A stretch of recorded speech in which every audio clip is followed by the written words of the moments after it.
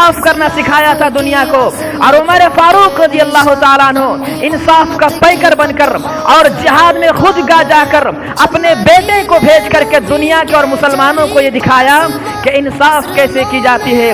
जब खिलाफत का वक्त आया और बादशाह बने तो रात को सर आटा रख करके घूम रहे थे और गरीबों की देखभाल कर रहे थे, यतीम और बच्चों को। एक हाकिम वक्त का सरकार अपने वक्त सर पर आटा रख करके रात को गलियों में गश्त कर रहा है कि अगर आज एक भी इंसान भूखा सोया तो कल उमर फारूक से सवाल किया जाए कि उमर, हमने तुम्हें हुकूमत दी थी, हमने तुम्हें खिलाफत दी थी, बताओ तुम्हारे खिलाफत में कोई इंसान भूखा कैसे सोया, तुम्हारी खिलाफत में कोई इंसान भूखा कैसे मर गया।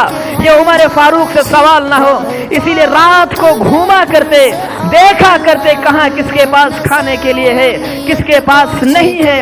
ये उमर फारूक ने सिखाया कि अपने ओहदे का इस्तेमाल कैसे किया जाता है, अपने कुर्सी को कैसे संभाला जाता है और जिम्मेदारी कैसे निभाई जाती है। ये उमर